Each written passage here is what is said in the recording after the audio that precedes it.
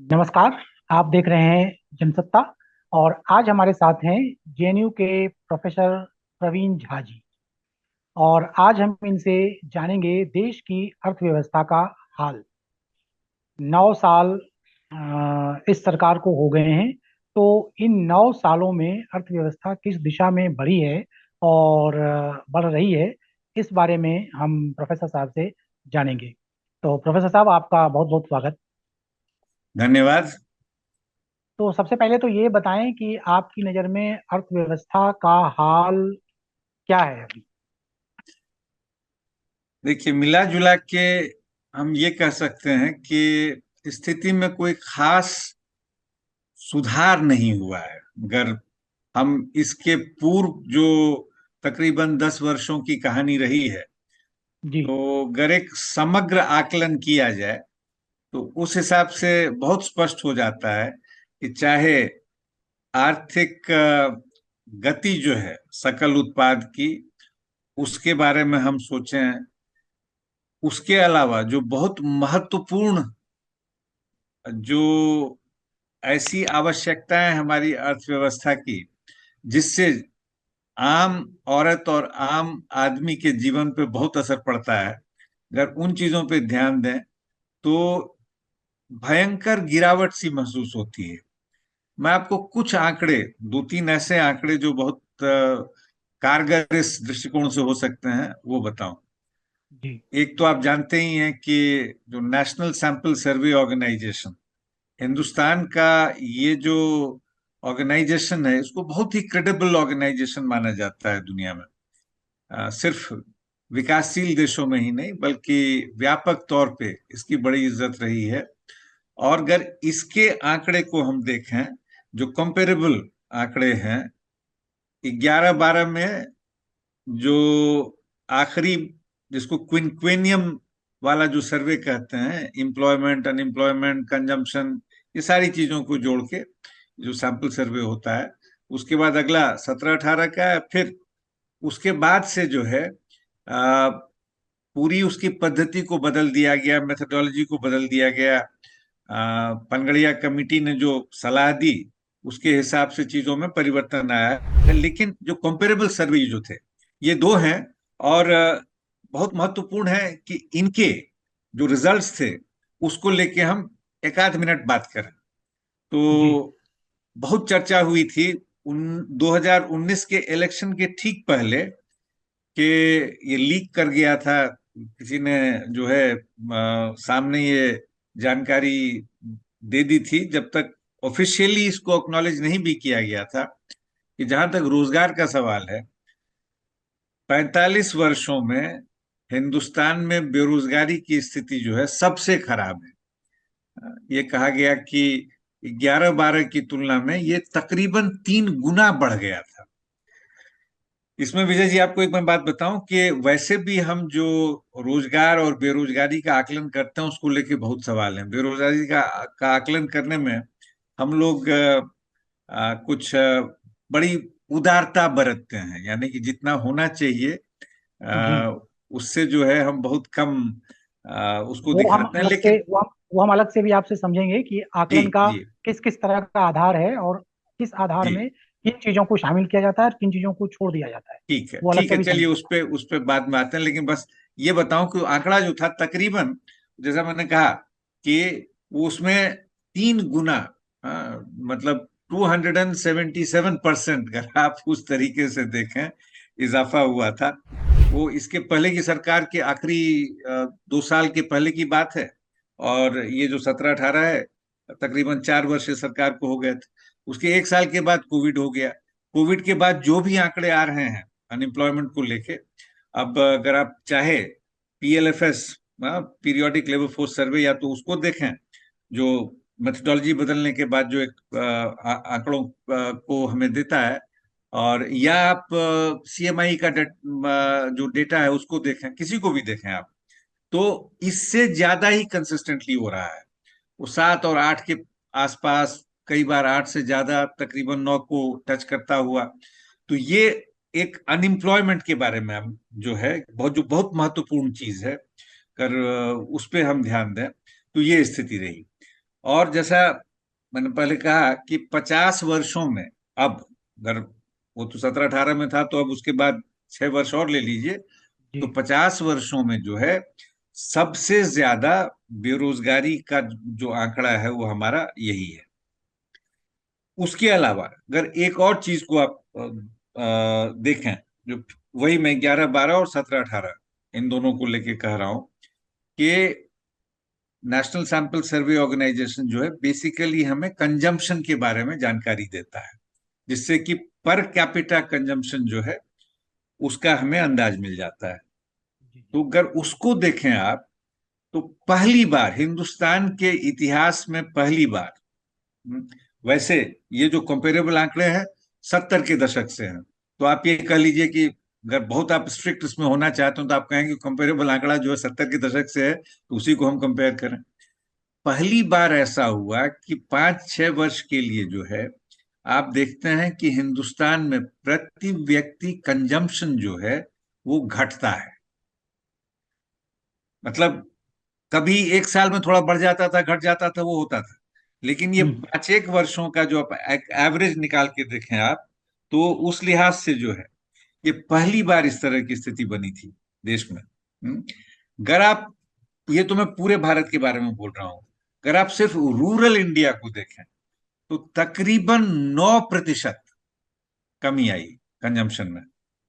और कोविड के बारे में जो है वो ऑक्सफर्ड वाला जो एक स्टेटिस्टिक्स आता है मल्टी डिमेंशनल पॉवर्टी इंडेक्स का, उस समय बताया गया था, ये 2020 का जो आंकड़ा मैं आपको दे रहा हूँ अब, 2020 के अंत में जो है ये आंकड़ा आया था कि जो प्रगति हुई थी लोगों को गरीबी रेखा से ऊपर लाने में, कोविड के पहले आप अगर देखें 2005 से लेके जो 2013 14 15 उस समय तक की बात करें, अ, यानी कि ये जो यूपीए सरकार के जो 2 सत्र रहे थे, अगर उस पीरियड को आप देखें, तो उसमें जितने लोग ऊपर आए थे तकरीबन 260 270 मिलियन के आसपास, तकरीबन उतने ही लोग उस रेखा के नीचे चले गए। तो आप समझ सकते हैं कि ये आप दो दो मतलब 250 मिलियन कह लें, 60 मिलियन कह लें, 70 मिलियन, थोड़ा अलग अलग एस्टिमेट्स में एडजस्टमेंट करके लोग कई तरह के आंकड़े देते रहे हैं। लेकिन मिला जुला के आप देखिए ये कितना भयावह लगता है ये फिगर, कि आप 25-26 करोड़ लोगों के बारे में कह रहे हैं हम्म। जो उससे ऊपर आए थे, और उसके बाद कोविड का जो पहला वर्ष था उसमें वो उस रेखा के नीचे चले जाते हैं। निश्चित तौर पे इसमें कोविड का बहुत जबरदस्त योगदान था, इसमें किसी एक सरकार को दोष देना अनुचित होगा। ये जो दो इंडिकेटर है आपके, किसी भी देश की अर्थव्यवस्था के लिए, जो पर कैपिटा कंजम्पशन जो है और रोजगार का जो आंकड़ा है, प्रति व्यक्ति खपत, आय और रोजगार बेरोजगारी, ये जो है, तो उसको लेके ऐसा लगता है कि जो पिछले 9 वर्षों का जो इतिहास है, चूंकि उसके बाद तो कोविड वाला जो पीरियड है उसमें तो वैसे ही 2 वर्ष तो हमें काफी कुछ झेलना पड़ा आर्थिक तौर पे। और जो हाल के आंकड़े हैं अगर उसको आप लेखें तो प्री कोविड वाला जो है उससे तकरीबन ये उस लेवल से तकरीबन 8-9% ज्यादा है। तो ऐसा नहीं है कि उसमें जो है हम कोविड के पहले वाला जो वित्तीय वर्ष था उससे कोई बहुत अच्छी स्थिति में आ गए हों। कस के घटा, और उसके बाद जो बढ़ा है वो जितना घटा था उससे थोड़ा सा बढ़ा है। जो भारत की आय जो है और ग्रोथ रेट जैसे आप उसको कहना चाहें, तो ये हम्म। कहानी है। तो ये जो बहुत स्टैंडर्ड किस्म के जो इंडिकेटर्स होते हैं अगर उसको देखें, तो स्थिति जो है उसमें हम ये कह सकते हैं कि 9 वर्ष ऐसा है कि आ, इसके पहले के जो 9 साल थे उसकी तुलना में ये जो आ, मोटे किस्म के आंकड़े होते हैं, जो बड़े इंडिकेटर्स होते हैं, उसको अगर हम ध्यान में रखें तो स्थिति में निश्चित तौर पे कोई सुधार नहीं हुआ। आ, लेकिन इसमें यही क्वालिफिकेशन आपको देना पड़ेगा कि बीच में जो ये 2-3 वर्ष खास करके जो कोविड का प्रभाव रहा है वो जबरदस्त रहा है।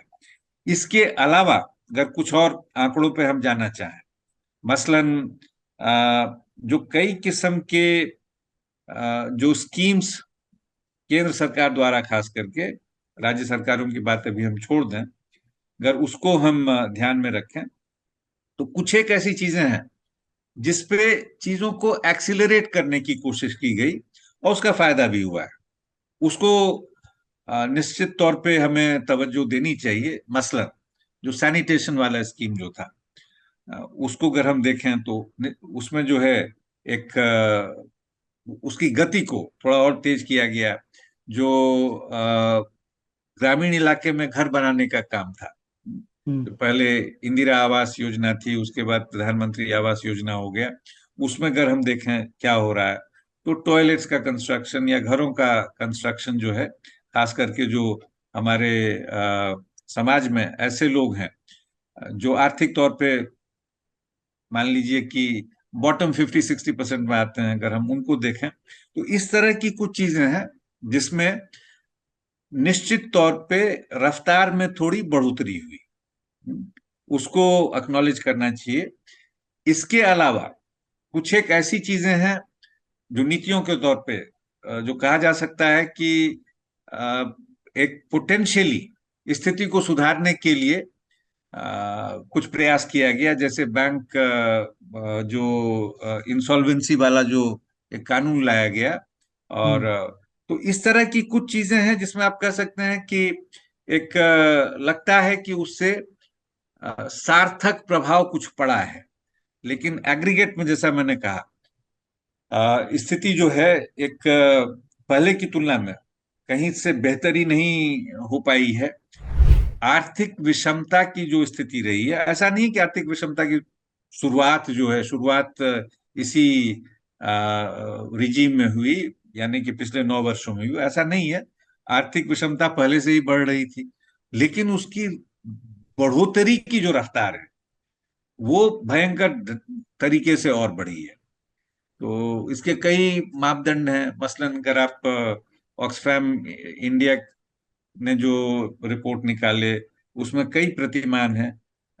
फिर से मैं एक जो मोटा सा प्रतिमान है उसको लेके हम देखें कि बिलियनर्स जो हैं, अ, उसमें उनकी संख्या में कितनी बढ़ोतरी हुई, वो कितना कमांड करते हैं इनकम इस देश का, अगर उसको आप देखें तो कमाल का ये आंकड़ा है कि 2 वर्षों में एक, और ये समझिए कि कोविड वाला जो पीरियड था, मैं सिर्फ उसी के बारे में कह रहा हूँ, 21 20 21 21 22, अगर उसमें देखें तो जो ये रिपोर्ट इन्होंने तैयार किया, उसमें बताते हैं कि बिलियनर्स की संख्या जो है, डॉलर बिलियनर्स की, तो उनकी संख्या जो है तकरीबन 102 से 166 हो गई है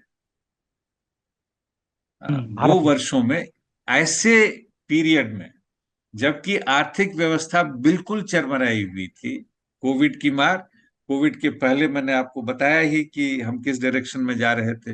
इनफैक्ट कोविड के ठीक 2 वर्ष पहले के आंकड़े आप देखिएगा, तो पर क्वार्टर, हाँ, ये 16 17 17 18 18 19 जो 8 क्वार्टर को अगर आप लेके देखें, कोविड के ठीक पहले के 8 जो तिमाही थे, अगर आप उनको देखें, उसमें जो है जो जीडीपी ग्रोथ रेट था, जो सरकारी आंकड़े हैं उसी के हिसाब से मैं आपको बता रहा हूं, तकरीबन आधा हो गया था। 7% प्लस से ये 3% के आसपास ये हो गया था। जीडीपी को की की जो संरचना है, उसमें जो परिवर्तन हुए हैं वो सब, उसको भी देखना जरूरी है। उसके अलावा जो मेथडोलॉजी की जो बात है, कैसे हुआ है, 2016 में जो मेथडोलॉजी बदल दी गई थी, उसको लेके बहुत विवाद हुआ है। कई अर्थशास्त्री हैं, उनका ये कहना है कि ये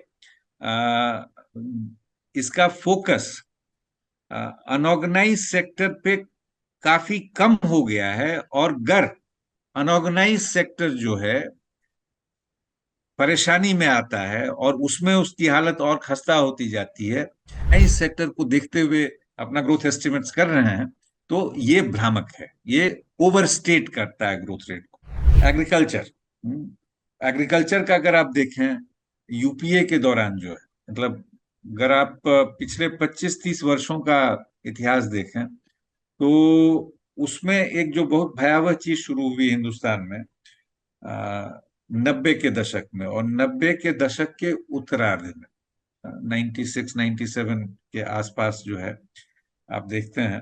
और अगर आप इसको 5 साल के जो पूरा फेज है, 90 91 से लेके अभी तक का आप लेके देखें, तो जो 5 5 वर्षों में बांट के देखें, कालखंड में बांट के देखें, तो उसमें जो है अभी तक 5 वर्षीय जो एक कालखंड के तौर पे आप देखें, तो 14 15 के पहले जो है ये जो NDA 1 का जो पीरियड था, वो काफी चिंताजनक हुआ था। उस समय जो GDP ग्रोथ रेट की दर थी, वो सबसे 80s से अगर आप तुलना शुरू करें 1980 के दशक से, तो और आप 2014 15 तक आ जाएं, तो सबसे खराब पीरियड हो रहा है NDA 1 का। और उसमें एक बहुत महत्वपूर्ण कारण ये था कि कृषि व्यवस्था हमारी बहुत कस के चरमराई थी। और हम्म। वही पीरियड ऐसा है जब से जो सुसाइड वाला, जो फार्मर सुसाइड ने जो बहुत तेज रफ्तार पकड़ी थी, उसको सुधारने की दिशा में कुछ काम किए गए थे। UPA 1 UPA 2, खास करके UPA 1 में अगर आप देखें, एक बहुत बहुत महत्वपूर्ण वहां जो फैक्टर था वो क्रेडिट अवेलेबिलिटी। तो उसमें सुधार लाने की कोशिश की गई। उस पीरियड का अगर आप एग्रीकल्चर का पूरा देखें ग्रोथ 10 वर्षों में, और उसके बाद जो NDA 2 और NDA 3 वाला है, यानी कि पिछले 9 साल, उसका अगर आप हम्म। देखें, तो निश्चित तौर पे एग्रीकल्चर की या कृषि के दृष्टिकोण से जो है तो UPA पीरियड बेहतर लगता है। ऐसा नहीं कि कोई बहुत बेहतर, लेकिन हाँ, बेहतर लगता है। उसमें जो है, जो फार्मर्स को क्या प्राइसेस मिल रही हैं इस समय और उस समय, आ, उसका एक मापक ये होता है कि वो MSP जो अनाउंस करते हैं उसके कितना करीब है या उससे कितना दूर है। अगर आप उसको देखें, तो पिछले 9 वर्षों में एक तरह से MSP की अवहेलना की गई। किन राज्यों में कितने कृषकों का फायदा हो रहा है, अगर उस सबको आप ध्यान में रखें, बेसिकली हुआ ये कि ये जो पिछले कुछ वर्ष रहे, खास करके 2019 के ठीक पहले जो ये घोषणा की गई कि कृषि सम्मान निधि जो है, तो वर्तमान रिजीम को शायद ये लगा कि इसके माध्यम से जो है शायद हम किसानों को कुछ डायरेक्टली दे पा रहे हैं, और ये उनके दृष्टिकोण से काफी है। बराबर तो यही कहते हैं। अभी जो उन्होंने अपनी उपलब्धियों को जो गिनाया है, उसमें एक बहुत बड़ी बात तो उनका कहना यही है। लेकिन आप वर्ष में 6,000 दे देते हैं, लेकिन बाकी MSP नहीं मिलने से, या जो कॉस्ट में जो इजाफा होता रहा है लगातार, अगर हम उन चीजों को देखें, इससे उनको कितना नुकसान हो रहा है। तो कृषकों की जो आय, और उसके बाद जिस तरह के कानूनी परिवर्तन करने की बात हुई थी, जो कृषकों का जो जबरदस्त आंदोलन हुआ, और उसमें जो है कृषकों के हर धड़े, वही नहीं सिर्फ कृषक ही नहीं बल्कि खेत मजदूर भी जो थे, वो उसमें शामिल हो गए थे कि कैसे ये जो है एक ऐसी स्थिति खराब करेगा पूरी की पूरी कृषि व्यवस्था के लिए। तो उसको लेके साल भर के बाद जो आ, सरकार ने जो प्रपोज्ड कानून थे उनको वापस तो लिया ही लिया। लेकिन कृषकों के लिए जो है स्थिति में कहीं से सारे आंकड़े आपको बताएंगे, ये आपने थोड़ा डोल दे दिया, कुछ दे दिया और वो भी कितने लोगों तक पहुंच रहा है, क्या हो रहा है, उसको लेके काफी चर्चा होती रहती है। लेकिन मान लीजिए कि अ, एक बड़े तबके को वो मिल भी रहा है, ये जो निधि योजना है। लेकिन मिला जुला के जो, ये तो कॉस्ट बेनिफिट दोनों को आप देखेंगे ना, तो उसमें सबसे महत्वपूर्ण कॉस्ट उनके लिए क्या होता है? फर्टिलाइजर्स हो गए, पेस्टिसाइड्स हो गए, डीजल पेट्रोल हो गया। तो जैसे डीजल पेट्रोल को आप देखेंगे, अगर सिर्फ उसको देखें आप, तो पेट्रोल को देखें, तो उसमें जो है सिर्फ 14 से लेके 23 की तुलना करें प्राइसेस की, तो पेट्रोल में जो है तकरीबन 57% का इजाफा है। डीजल में देखें 78% का इजाफा है। जिसको लेके बहुत आम लोगों के लिए और सभी लोगों के लिए जिसको लेके बहुत चर्चा होती है, यानी कि जो एलपीजी गैस कनेक्शंस जो हैं, अगर आप उसको देखें तो तकरीबन 170% का इजाफा है। यानी कि वो गैस सिलेंडर्स जो 410-11 रुपए के थे, 1103 रुपए पर सिलेंडर ये हो जाता है। सरसों का तेल उसमें 14 और 23 की तुलना अगर आप करें तो तकरीबन 60% के आसपास इजाफा है। आटा में तकरीबन 56% के आसपास इजाफा है। दूध में जो बहुत बेसिक नीड्स हैं, नेसेसिटीज जो हैं, उसमें 50% से ज्यादा है, 51% के आसपास है। तो बहुत सारे जो इनडायरेक्ट टैक्सेस थे जो राज्य सरकारें इकट्ठा करती थी और इस्तेमाल करती थी अपने अपने दृष्टिकोण से, उनकी क्या जरूरत है, अब उस सब को लेके आपने एक ऑल इंडिया टैक्स जो है वो बनाने की सोची। और goods and services tax basically वही है, तो वो सेंट्रलाइजेशन की तरफ हम उसको ले जाते हैं। और उससे जो है राज्य सरकारों का जो एक आर्थिक दायरा है रिसोर्सेज उगाने का, रिसोर्सेज जमा करने का, वो काफी सीमित हो गया है। तो उसके अलावा तो एक तो ये मुद्दा है कि कैसे उनकी जो ताकत थी वो कमजोर हुई। दूसरा, ये इसकी संरचना जो थी और उसमें जो है किन चीजों पे किस तरह के टैक्सेस लगते हैं। एग्रीकल्चरल इक्विपमेंट पे जो टैक्स रेट अलग अलग जो हैं उस पे 12%। टायर्स एंड अदर पार्ट्स जो ट्रैक्टर्स और इस सब में इस्तेमाल होते हैं 18%। पेस्टिसाइड्स 18%। फर्टिलाइजर्स 5%। एक तरफ तो ये है उन पे टैक्स।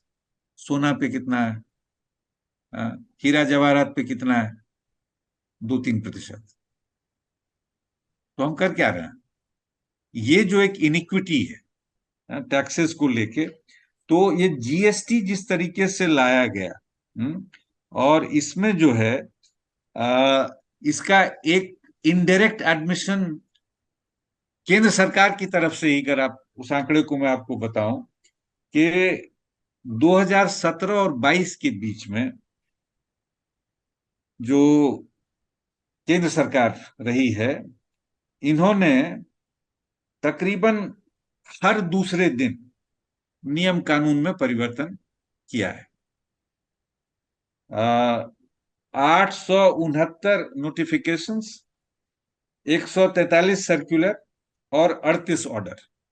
जो टैक्स पे जो लोग काम करते हैं वो करते हैं गंभीरता से, वो कहते हैं कि कम से कम 400 से ज्यादा है मेजर मॉडिफिकेशन हुए, और बाकी जो है माइनर किस्म के मॉडिफिकेशन है।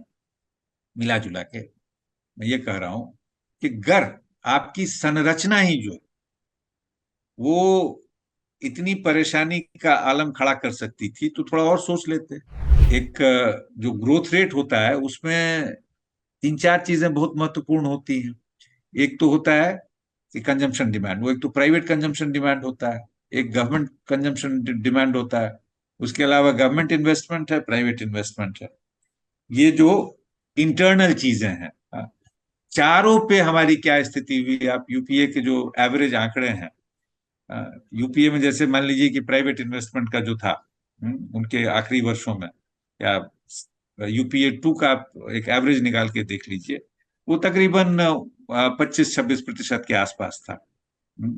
वो घट के जो पिछले 9 वर्षों का जो अगर आप देखेंगे आंकड़ा, वो घट के तकरीबन 19-20 के बीच में आ जाता है। हाँ। तो इसके अलावा जो है, ये तो इंटरनल आपको हुआ जिससे कि ग्रोथ को क्या दिशा मिल रही है उसका हम असेसमेंट करते हैं। और एक्सटर्नली अगर हम देखें तो एक्सपोर्ट्स और इंपोर्ट्स वाला है। उसमें एक बहुत महत्वपूर्ण चीज जो देखने वाली है वो है कि हमारा उसमें डेफिसिट का क्या कहानी बन रहा है। आप अगर 2000 के आसपास देखें, 2003-4 तक देखें, जो जिनके साथ ट्रेड में हमारा काफी महत्वपूर्ण एक हिस्सा है, चीन। तो अगर आप उसको देखें कि क्या स्थिति थी तकरीबन 2003-4 तक, हम हल्के ट्रेड सरप्लस में थे उस समय उनके साथ। उसके बाद ये यूपीए सरकार के दौरान ही शुरू हो गया था, वो डेफिसिट बढ़ना शुरू हो गया, ट्रेड बैलेंस हमारा रेड जोन में जाने लगा। हाँ, और अगर इस दौरान हम इसको मिला के देखें, इस पीरियड में अगर मिला के देखें, वो डेफिसिट जो है वो आप बराबर आपको 50 बिलियन, 60 बिलियन, 70 बिलियन, ये जो एनुअल फिगर्स आपको मिलते हैं, ये क्यों हुआ है? वहां भी जो हमारी स्थिति काफी कमजोर हो गई है। मैंने एक बार आंकड़े देखे थे, 48 मेजर सेक्टर्स जो हैं, ट्रेड के लिहाज से जब उनको डिवाइड किया जाता है, तो उन 48 में 46 में हमारा डेफिसिट था, जो हमारे लिए बहुत महत्वपूर्ण सेक्टर्स माने जाते थे एक समय में। मसलन इलेक्ट्रॉनिक्स, मशीनरीज, इस सब में जो है हम रेड जोन में चले गए थे। हाँ, तो ये जो एक पूरी स्थिति बन रही है, निश्चित तौर पे एब्सोल्यूट फिगर्स को अगर आप देखें तो एक्सपोर्ट भी बढ़ा है, लेकिन हम्म। इंपोर्ट उससे ज्यादा बढ़ा है।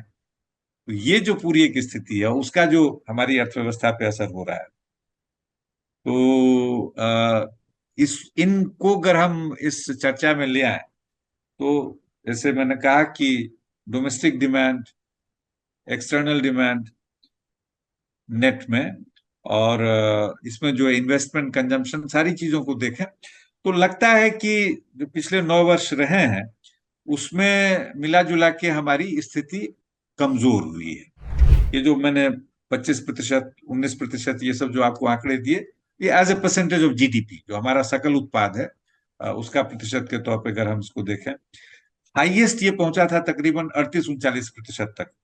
ये यूपीए के दौरान की बात बता रहा हूँ आपको, इन्वेस्टमेंट का।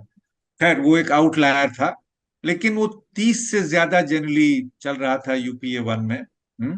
उसके बाद फिर उसमें थोड़ी सी कमी आती है, और फिर धीरे धीरे वो जो एग्रीगेट जो हमारा इन्वेस्टमेंट था, तो ये फिगर तो मैंने आपको प्राइवेट इन्वेस्टमेंट का दिया, लेकिन अगर सरकारी और प्राइवेट दोनों को हम जोड़ लें तो ये कहानी बनती है। अ, इस समग्र चर्चा में एक पहले हमने एम्प्लॉयमेंट की बात की थी, उसमें मैं आपको छोटी सी बात बताऊं जो इसको कंप्लीट कर देगा, जो एक संकट है हमारे सामने। अगर हम एक अर्थशास्त्री जो एक बहुत एक स्टैंडर्ड मुहावरे का इस्तेमाल करते हैं, उसको कहते हैं एम्प्लॉयमेंट इलास्टिसिटी ऑफ आउटपुट। यानी कि प्रति 1% मान लीजिए इकोनॉमी में जो आउटपुट में वृद्धि हुई है, उसमें रोजगार में कितनी वृद्धि हुई है, तो उसका ये संकेत हमें देता है कि क्या हो रहा है। ओवरऑल 80, जो 1% आउटपुट बढ़ा तो उसमें एम्प्लॉयमेंट का क्या हिस्सा है ये? हाँ, उसमें जो है मतलब उसकी तुलना में रोजगार में कितना इजाफा होता है। तो 80 के दशक में अगर आप देखें, जो लेबर अब्जॉर्प्शन की स्थिति थी, यानी कि अगर मान लीजिए कि इकोनॉमी प्रतिवर्ष 5% से बढ़ रही है, तो उसकी तुलना में प्रतिवर्ष रोजगार में किस प्रतिशत से बढ़ोतरी हो रही है। तो ये इसको अगर हम एस्टिमेट करना चाहें, हाँ, तो एम्प्लॉयमेंट इलास्टिसिटी के दृष्टिकोण से अगर हम देखें तो हुआ ये है, और ये सिर्फ हिंदुस्तान की बात नहीं है, दुनिया के तकरीबन सारे देश इस समस्या का शिकार हो गए हैं। इसमें हो ये रहा है कि आ, ये आंकड़ा लगातार नीचे आता जा रहा है।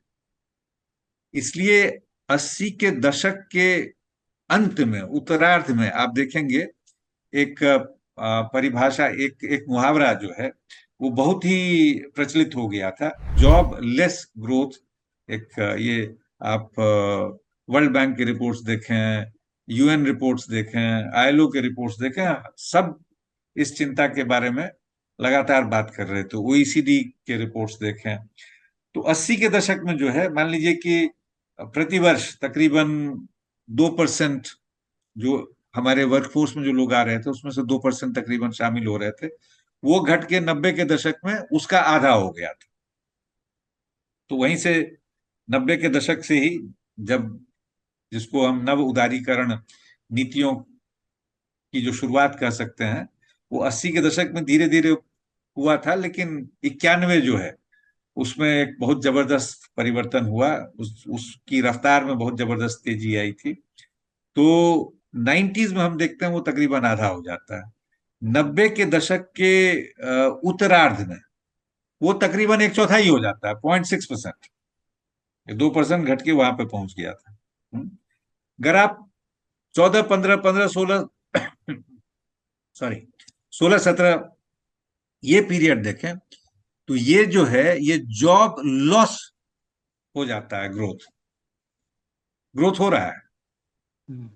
लेकिन मतलब अब ये जॉब लेस ही नहीं, बल्कि इसमें नौकरी में छटनी हो रही है, कम हो रही है नौकरी। कम हो रही है। तो ये जो इतनी भयावह स्थिति बनी है, तो इसके बारे में जो है किस किस्म की नीतियां हैं, कुछ सरकार कर रही है, कुछ जो एक व्यापक जो वैश्विक सिस्टम बन गया है ये नव उदारीकरण की वजह से, उसका असर है।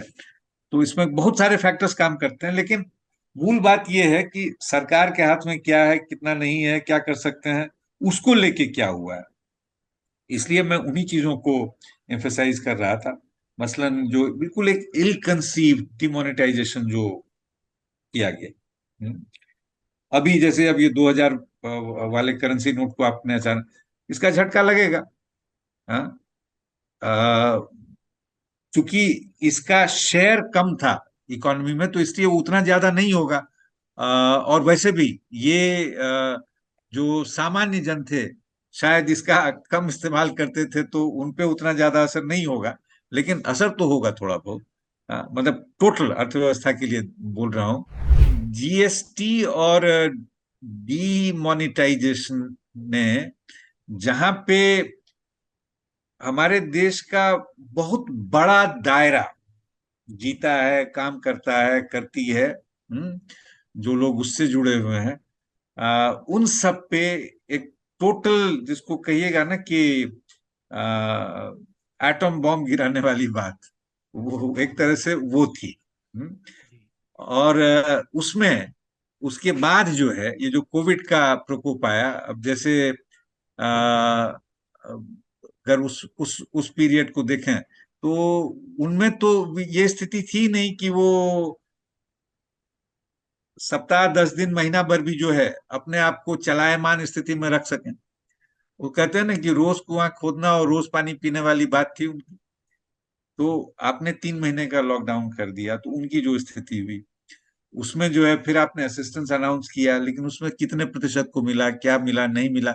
तो इस पे जो है जो अर्थशास्त्री इन चीजों पे काम करते हैं, वो तकरीबन एक मत है कि एमएसएमईज के लिए जो प्रोविजंस हुए, और वैसे ही उसके पहले नुकसान हो चुका था डिमोनेटाइजेशन और जीएसटी से, और चल ही रहा है वो नुकसान। लेकिन कोविड के दौरान जो है, जो एक नीतियां आई टोटल कंप्लीट लॉकडाउन की, उसके बाद जो स्कीम्स लाए गए, जो कुछ चीजें लाई भी गई सपोर्ट में धीरे धीरे, इससे उनको बहुत कम कुछ मिला। मसलन उस पे जो आंकड़े हैं, वो मैं आपको बता रहा हूँ कि तकरीबन जो उनके लिए क्रेडिट लाइन गारंटी स्कीम जो थी एमएसएमईज के लिए, तकरीबन 20% एमएसएमईज को उपलब्ध हुई। उसमें भी एक हायरार्की है, जो रिलेटिवली बेटर ऑफ है, जो यानी मीडियम कैटेगरी में जो है, काफी कुछ वहीं कॉन्सेंट्रेटेड था। 63%, मतलब 63% जो है, उन उनका ये कहना था कि, एक बहुत बड़ा सर्वे था, उसी के बारे में आपको बता रहा हूँ कि हमें तो कोई जानकारी भी नहीं थी, तो छोड़ दीजिए कि इससे हमें क्या फायदा हो सकता था जिसको हम जो है उपलब्ध अपने लिए करा पाए। हमें तो जो बेसिक इंफॉर्मेशन थी वो भी हम तक नहीं पहुंच पाई थी। तो उसमें जो है लाखों की संख्या में, जो आंकड़े हैं वो बताते हैं आपको कि लाखों की संख्या में जो है माइक्रो स्मॉल यूनिट्स वो जो है वो पूर्णतः ध्वस्त हो गए। ये हमें समझाएं कि जैसे गरीबी का जो आंकड़ा है, तो गरीबी का आंकड़ा किस आधार पर तय किया जाता है, और उसमें क्या अच्छाई है या क्या खामी है, जो आंकड़ा तय करने का आधार है। जी जी जी जी, देखिए, जो हिंदुस्तान में ऑफिशियल तरीका जो अपनाया गया है, ये 70 के दशक में एक बहुत सारी चर्चा हुई थी, उसके पहले होती ही रही थी। 50-60 के दशक में प्लानिंग कमीशन, हम कैसे गरीबी रेखा को मेजर करें, कैसे हम तय करें कि कहाँ किसके नीचे जो है। तो उसमें जो है सबसे ज्यादा तवज्जो दिया गया था कि प्रति व्यक्ति जो कंजम्पशन है, वो एक जो मेडिकली सपोर्टेड जस्टिफाइड, जिसको हम कहेंगे कैलोरी नॉर्म, उसको मीट करता है कि नहीं, जो हम खाना खाते हैं। और उससे हमें जो है प्रतिदिन प्रति व्यक्ति, वो मेल के लिए अलग था, फीमेल के लिए अलग था, जो हार्ड फिजिकल काम करने वाले लोग थे उनके लिए ज्यादा था 2800, रूरल एरियाज में, अर्बन एरियाज में 1400। तो इस सब तरीके के अलग अलग जो है स्टैंडर्ड सेट किए गए थे। एक एवरेज मान के चलिए, वो नॉर्म कहा गया था कि वो 2400 होना चाहिए, लेकिन फाइनली वो 2200 के आसपास, 2250 होना था, लेकिन 2200 ऑफिशियली हमने अडॉप्ट कर ली थी। तो लकड़ा वाला कमेटी थी, और उसके बाद जो है फिर अलग कमेटी ने 1989 में, हाँ 89 में, उस समय तक आते आते इसको लेके एक स्पष्ट कि हमारा तरीका क्या होगा, उस पे एक आम मुहर लग गई थी सरकारी तौर पे। और लोगों को, मान लीजिए 100 लोग हैं, 100 लोग जी। जो हैं किसी समाज में, और उसको आपने मतलब 10-10-10 की कैटेगरी में बांट दिया है। हाँ? हम्म। अब नीचे से जो है, मान लीजिए कि अ, चौथा या पांचवा जो स्लैब है 10% वाला, 40% या 50% वाला जो स्लैब है आपका, उसमें आपने देखा कि ऑन एन एवरेज लोग 2200 अपने खाने के माध्यम से जो है 2200 कैलोरी वाला नॉर्म जो है वो फुलफिल कर रहे हैं, उनको 2200 कैलोरी मिल जा रही। हम्म। तो उन्होंने खाने पे खर्च किया, लेकिन उसके साथ साथ कुछ और चीजों पे भी खर्च किया।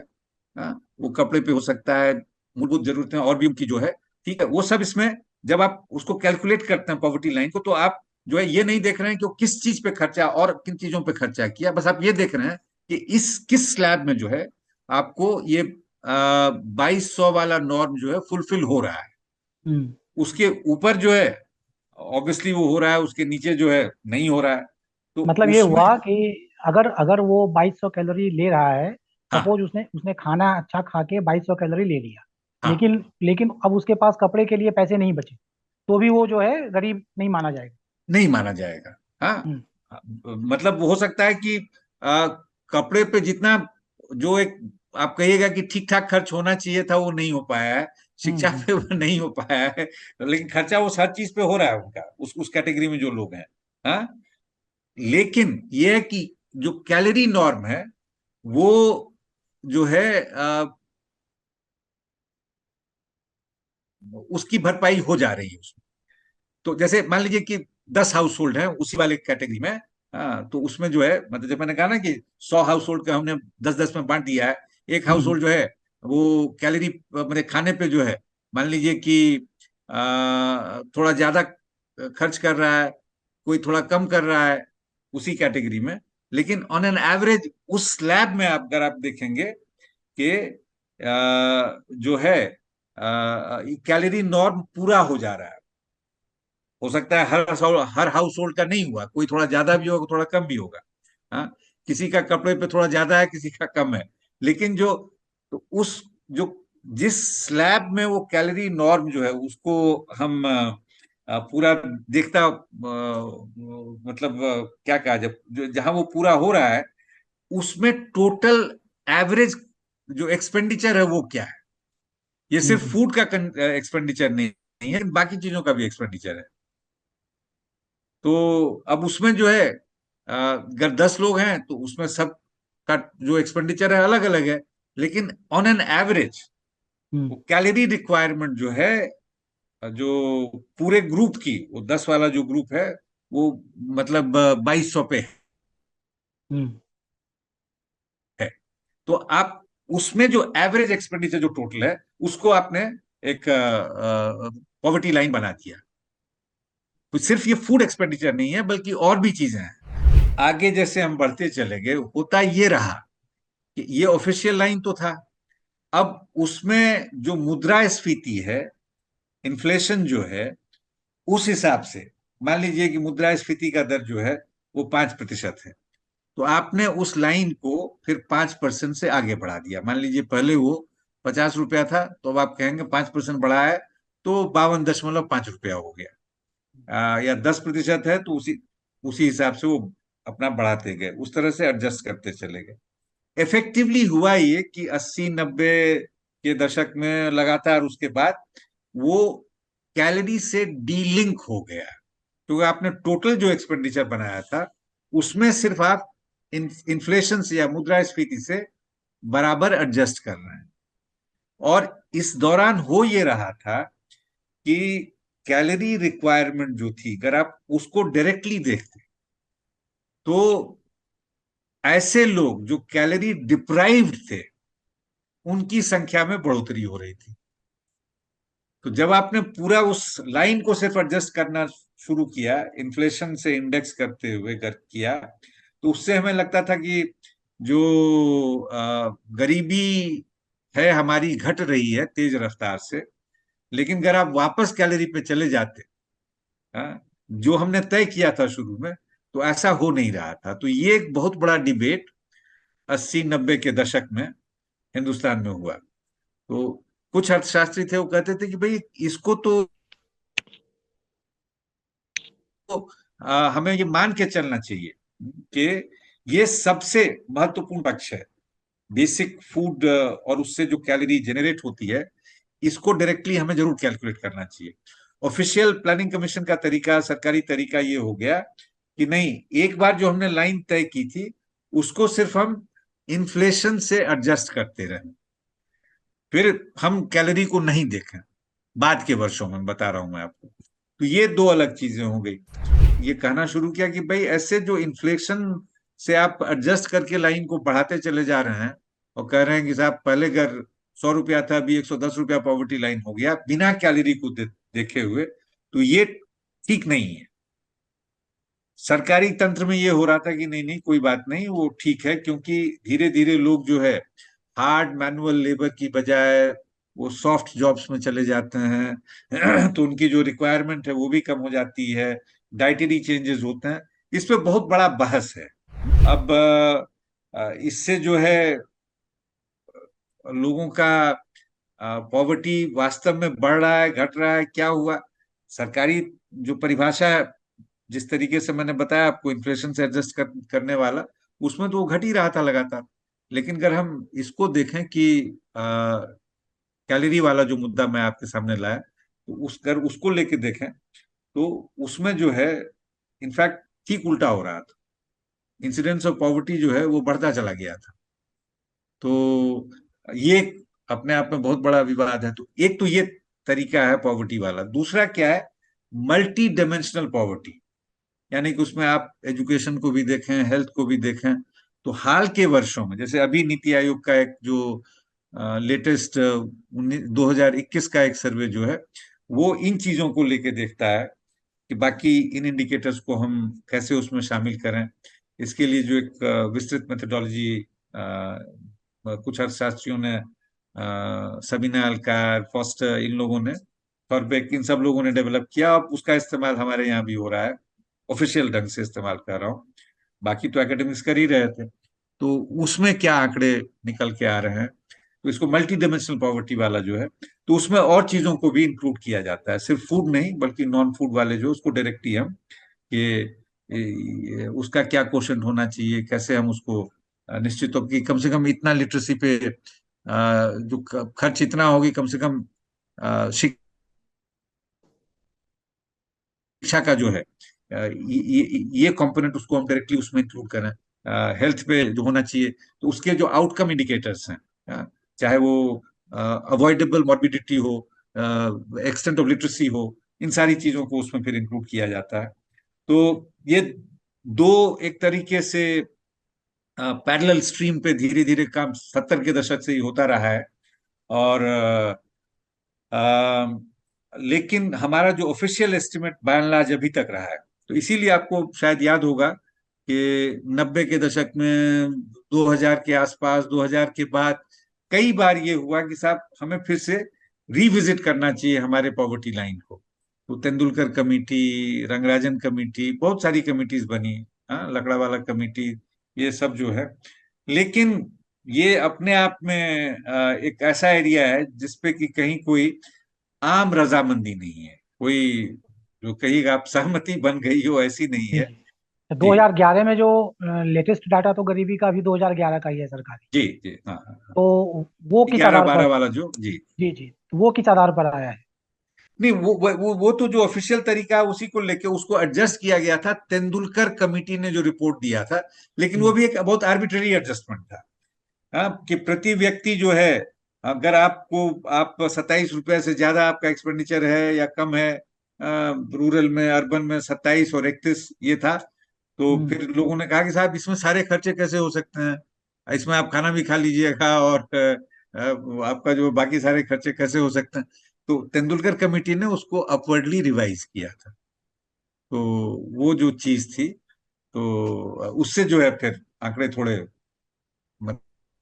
बढ़ गए। मतलब बदल से गए। तो हम्म। जो ऑफिशियल एडजस्टमेंट जो हो रहा था ना पॉवर्टी लाइन में, उसकी जगह जो एक नया नॉर्म, तेंदुलकर नॉर्म जो है, उसको लाया गया था।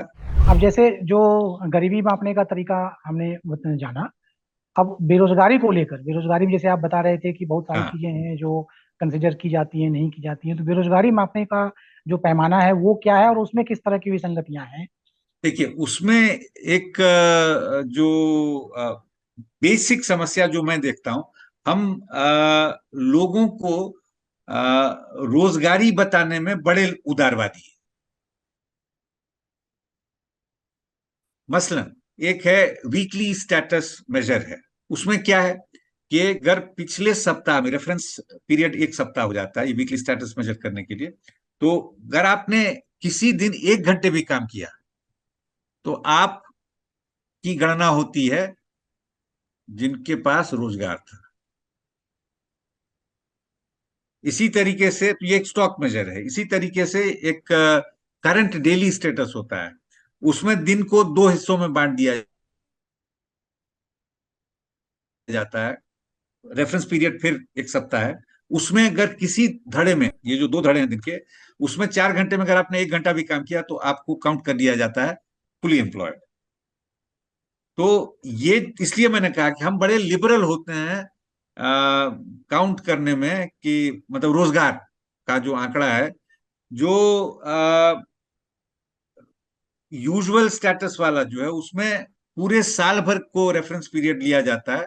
उसमें हम ये कहते हैं 365 दिन में बड़े पीरियड आपका क्या, आप अपने आप को ये कहेंगे कि आपके पास रोजगार था। तो अब आपको रोजगार जो है, टेक्निकली अगर 183 दिन मिला, तो आप हो गए रोजगारी, यूजुअल प्रिंसिपल स्टेटस के हिसाब से।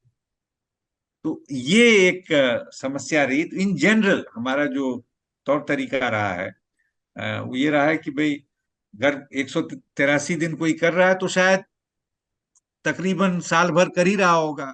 छुट्टी को छोड़ दीजिए, वीकेंड्स को छोड़ हम्म। दीजिए, तो कर ही रहा होगा। तो ये एक समस्या है। हम जानते हैं कि खास करके जो बहुत बड़ा तबका है हमारे देश में, उसके लिए जो डेली रोजगार है, वो बड़ा मुश्किल वाला मामला होता है। तो उसको रिफाइन करने की बहुत जरूरत है। जी। जी। ठीक, बहुत बहुत धन्यवाद प्रोफेसर साहब।